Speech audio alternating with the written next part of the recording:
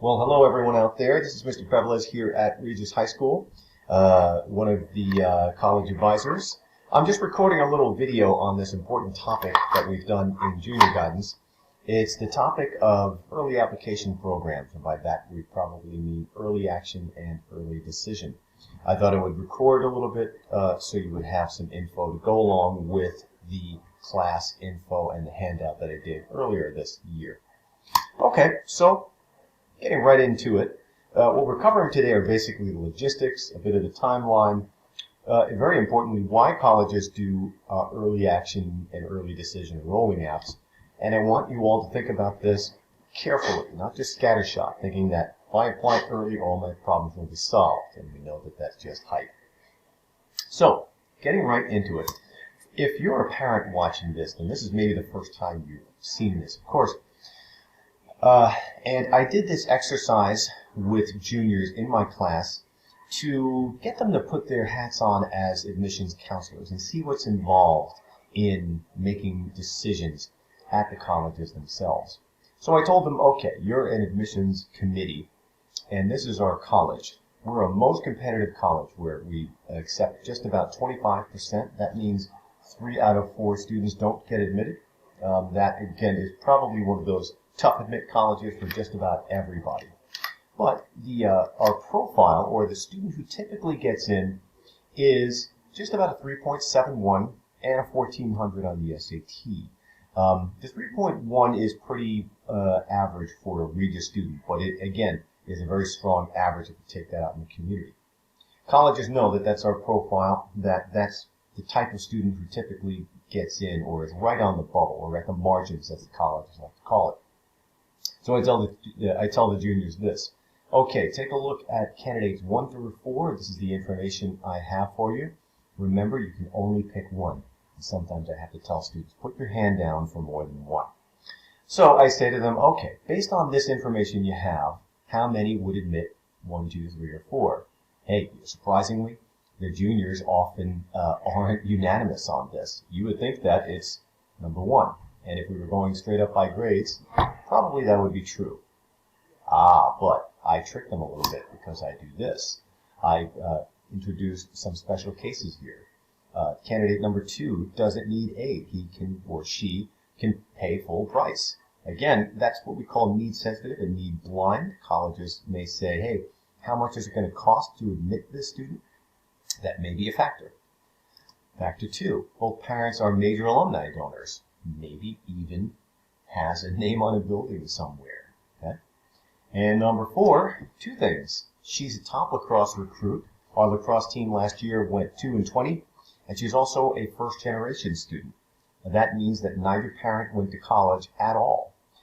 Colleges often see that as a nice flag because they like to be able to change the lives of families. So that may be a thing.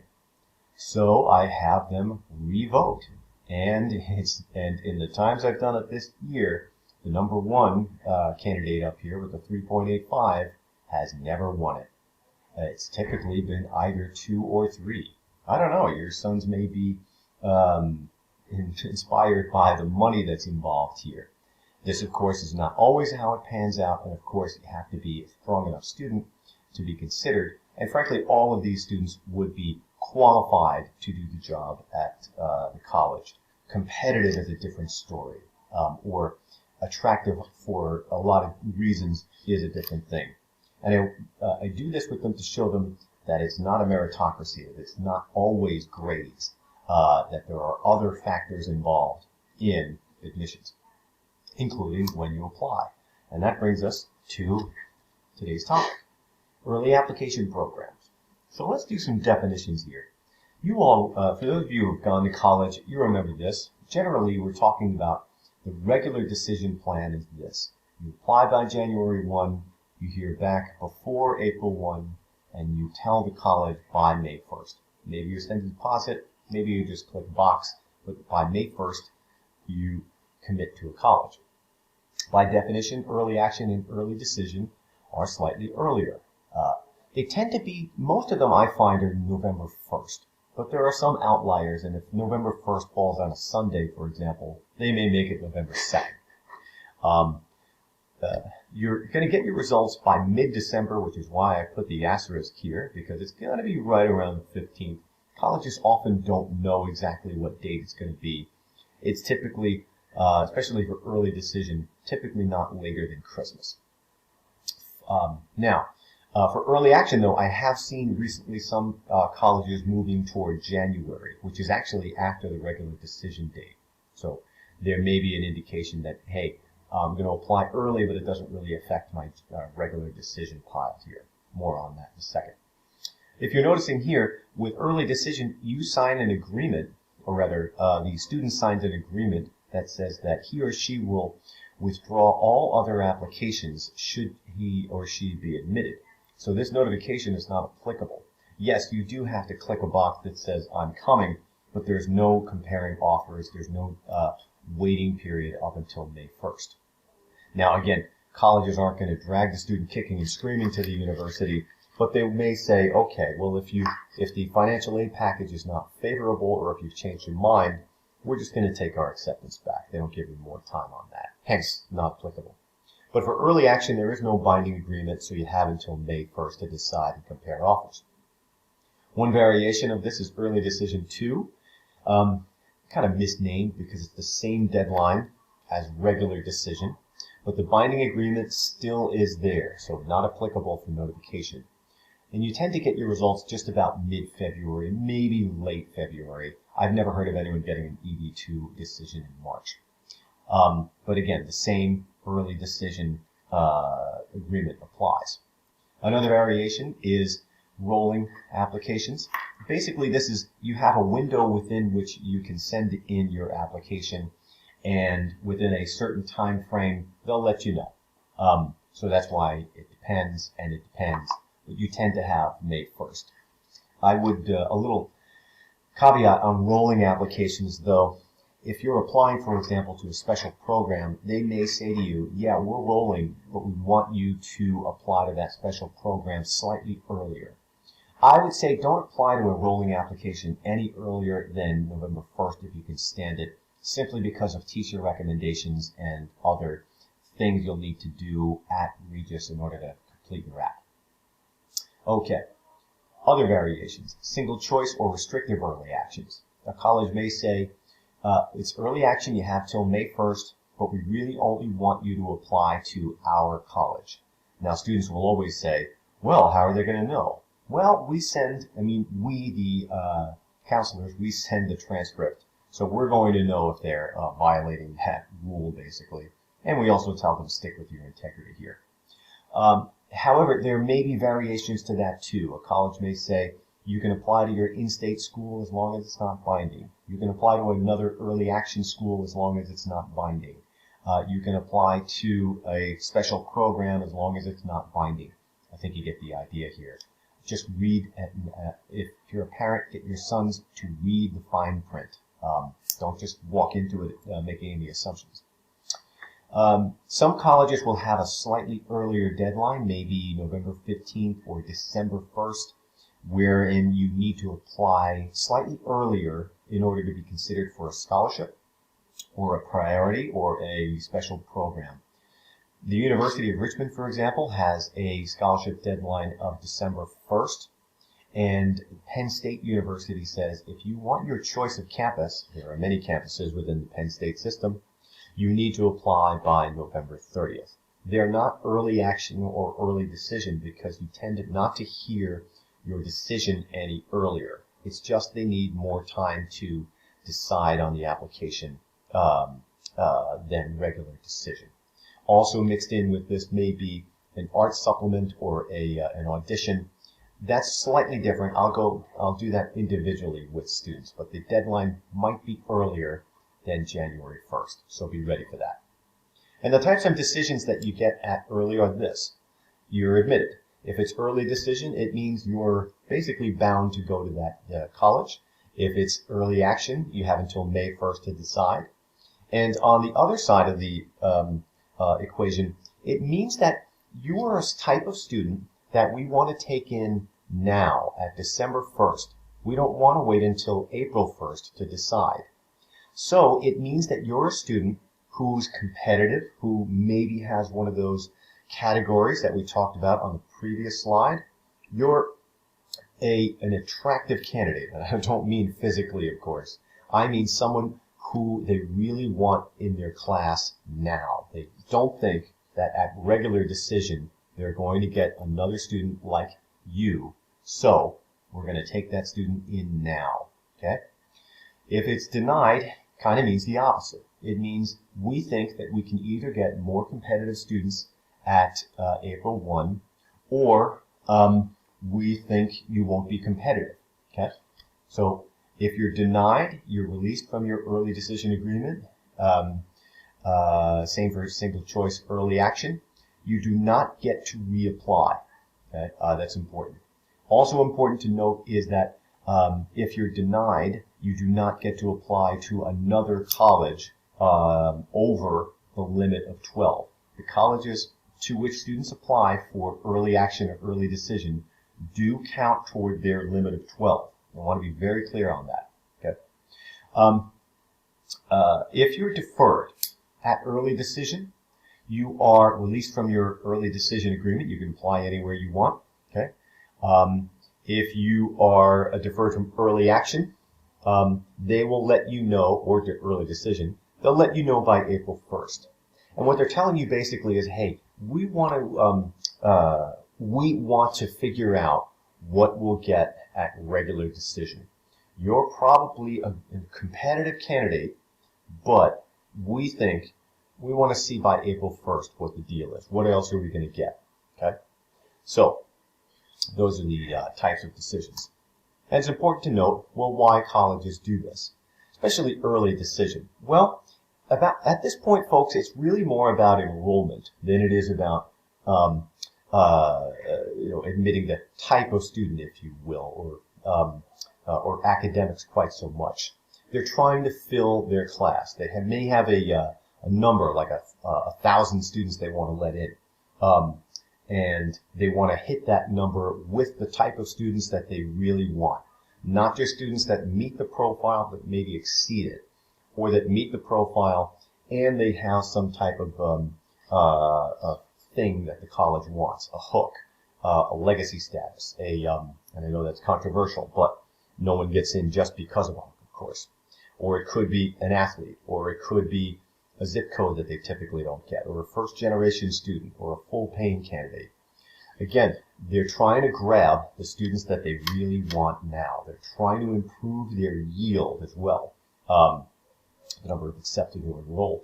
That number automatically goes up once you admit students early decision, because if yield basically is the number accepted who enroll. If you have, if you accept 4,000, if you accept 1,000 students and 500 show up, you've got a yield rate of 50%, which is actually pretty good. But if you have some students who are definitely coming, their yield rate is 100%, and that number is going to go way up when you combine regular decision. So they're trying to lock in those competitive, desirable candidates now, ones they don't think they're going to get at regular decision. Again, I think our students are very qualified, but they're really at early, they're looking for competitive. So this notion that, oh, the acceptance rate is higher rather at early decision, well, you have to consider that the application pool at early is going to be very competitive, because it's not just students who meet the profile, it's students who exceed it. That's who they know they want to take in at the at early decision. Okay, so again, it flies in the face of this notion that the acceptance rate is so much higher at early than it is at regular. The application pool is tougher. Okay, so that's what I mean. The one common misconception is, hey, it's easier to get in at early. Okay? The acceptance rate may be 40% at early decision, but and at regular decision, 17%. And there is a matter to that, because of course, if a college is accepting a big number early, or maybe half of their class early, at regular decision, where they get a lot more applications, it might actually get a little bit harder. So you kind of have to ask yourself, are you close to being admitted, and will it get harder to get in at regular decision? More on that in a second. But some students will say, well, I'll do the early thing so I don't have to do my other apps. I want to have a nice, easy senior year rather. So I'm going to do, 1 or 2 schools early. And if I get in, then I don't have to worry about doing other applications. Well, that's the procrastinator right there. Because again, if a student isn't admitted in mid-December and he hasn't done any of his other applications and wants to apply to 12, wow, that's a lot of other work he's going to need to do over the break when his teachers and his counselors are not available.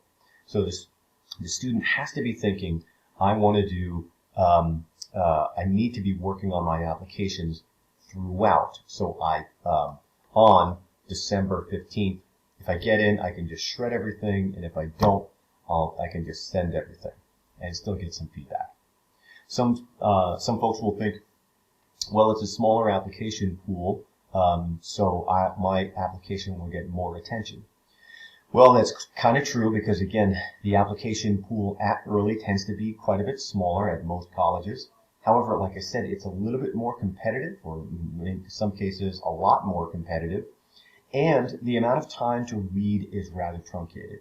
Frankly, if we look at the timeline for a second and you figure the application is due November 1st, the colleges really don't finalize the files until about November 10th or 15th. They're reading during that time. You have Thanksgiving mixed in, and they need to make a decision by early December. Wow, we're talking about 3 weeks maybe to read and evaluate all those files. I don't know. That can be kind of a time crunch. So don't just assume that because it's a smaller application pool, it's easier to get in. Some students will say, I need to apply early to show them how interested I am. But again, if you're not going to be competitive, if your profile is quite a bit lower than the student who gets in, the loyalty is not going to be returned or unrequited, as my colleague Ms. Hong used to say. Okay. And there's no downside. Well, what I might say about the downside are these two things. Again, it can be tougher at regular decision, and sometimes there's a buyer's remorse here, where a student will apply somewhere, maybe early action, get in, and then apply to much harder schools at regular decision. Well, he may come back in April and say, gee, I wish I'd applied to more schools, or I kind of fell out of love with the place I got into early, so and he sees all his friends getting into college just at that point. Maybe he has a little bit of remorse. Just those two things. Okay. I show this visual to students as a way of making a little bit of sense of their list. And hopefully this is what early action and early decision does for a student.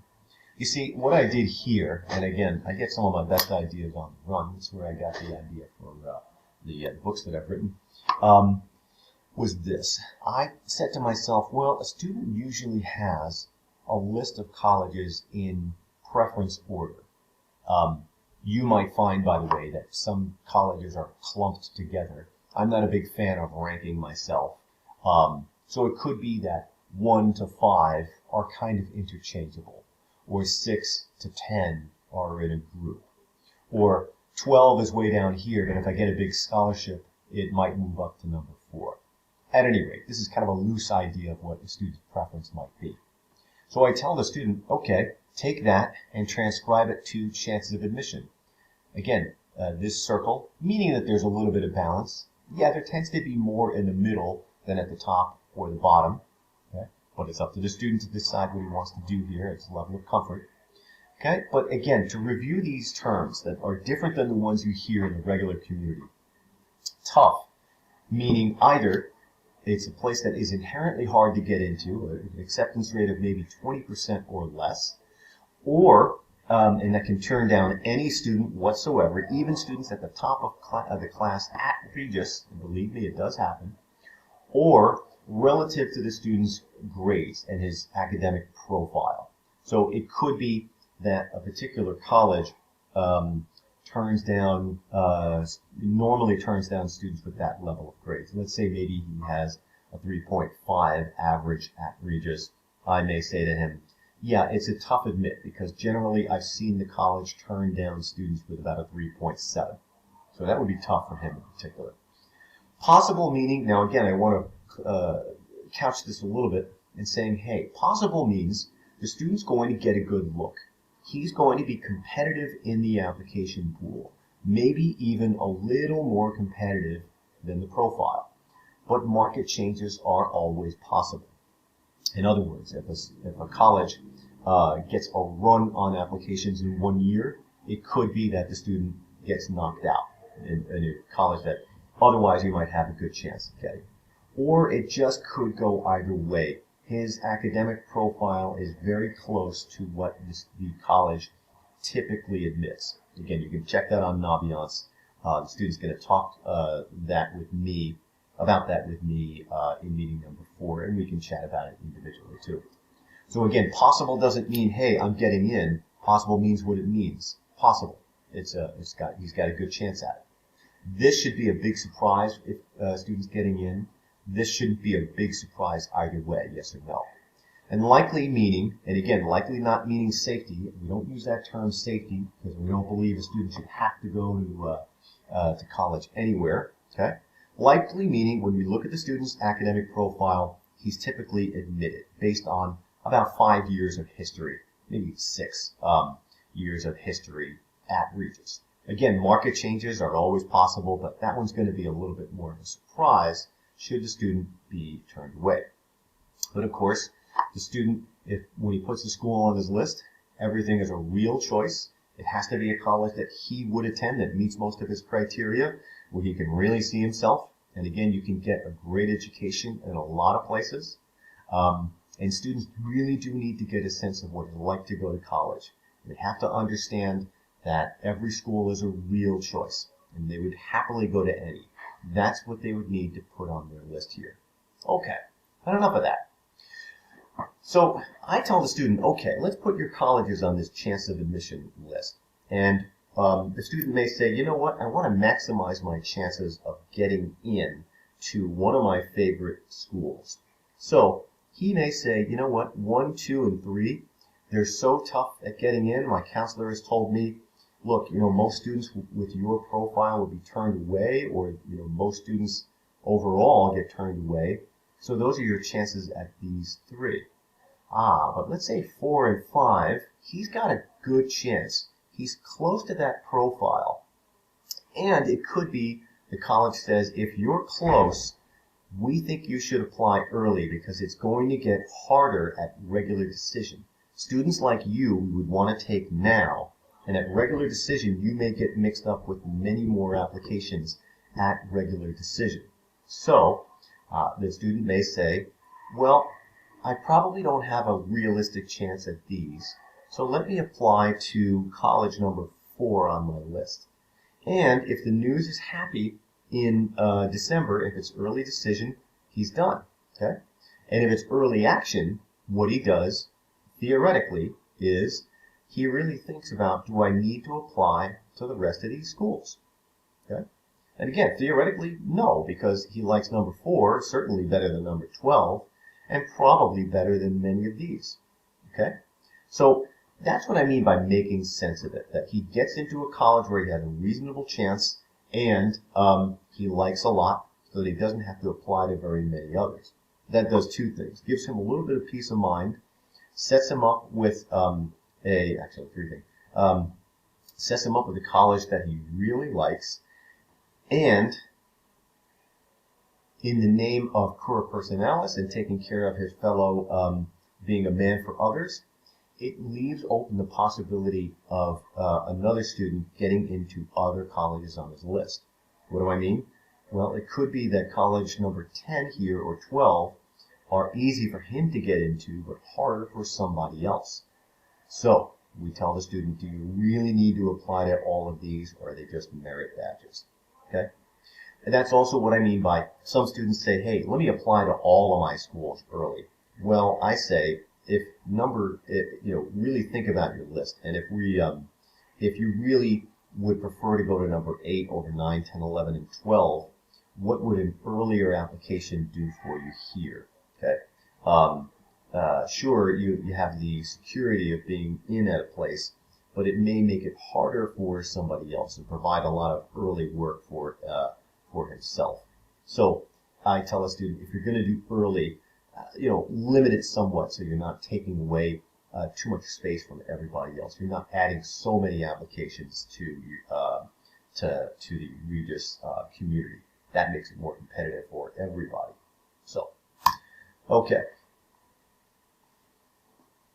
So what I tell students when they're thinking about early, and I would say about 3/4 of our students do some version of early, I tell them that, again, you have to be a competitive and attractive candidate for admission. You got to have a shot at it. And maybe you have some attribute that they really want on top of that. It has to be true, too, that junior year grades are the student's best overall snapshot. Again, grades will not be released until mid-December. And by that point, many colleges have made their decision. So the student has to look at his junior year grades and say, that's the latest set of grades that an early college is going to see. And if he says that's not a good representation of who I am, maybe I wait until regular decision, or maybe I wait until early decision too. And some students do make that decision. The student needs to have thoroughly researched a wide range of colleges, not just this one, just so they don't walk into a college that they don't know quite so well. Because what good is it if he gets into a college that he doesn't know well, or has no comparison against the others? I used to say that financial need shouldn't be a major factor, and generally I would say that's true for early decision because the student does have a binding agreement. The student can back out of it and say, this is not affordable, I need to go elsewhere, but again, they take back their acceptance. I will say this, that one strategy for mitigating this a bit is to do the net price calculator. Every college has one. Print out the form, the number that you come up with, and send that to the Office of Financial Aid and say, hey, how accurate is this? Because my son really does want to apply early decision. That may provide you with a little bit of clarity on what you can expect should your son be admitted to early decision. And of course, the student has to be very organized, timely, and diligent. He can wrap things up quickly. Again, he's got to be the type of student for whom deadlines are not a problem. For example, we're going to ask students to give us a copy of their full Common App in mid-October, not the end of October, the middle of October, so we can help him review everything. Sure, he can work on a supplement here and there, but we're going to want them to have everything finished earlier than the deadline. Some students will say to me, there's no way, I have too much work, I have too much going on in my personal life, I'm going to wait till regular decision. I'm going to wait till early decision too. In some cases, I may say to him, hey, you might be missing out on your chance to apply to get into college where you're on the margins, but if he decides that, I'm not going to push it. Okay, here's a little checklist of rough dates for early decision, early action. And this is for senior year, really. In September, he'll have a conversation with me about his early action, early decision colleges. I'm going to have a little opportunity for parents to talk about it too. It could be that some of those push a bit into October, but I'm hoping to talk to as many parents as I can by that point, but certainly the student. The student needs to ask and verify his recommendations from teachers. You may have heard that this is a topic that we're covering in junior year. That's more about asking teachers who have said they want to write over the summer, but it's really by the end of September that they need to verify it. And there are forms associated with that. So we always tell students, in order to apply somewhere, we need 1 month to prepare the materials. So there's going to be a form due at the end of September. Okay? And there'll be a form for teachers as well. So we can send everything on. And that's that teacher recommendation form right here by the first week of October. By the last week of October, they need to transmit. Again, I discourage a student from waiting until the last second, so we're going to ask them for a lot of stuff mid-October, not end of October. And by November, they are finalizing their list of colleges. They're going to decide at that point, will they change things depending on early action or early decision. But during this time, folks, again, they need to continue to work on other applications.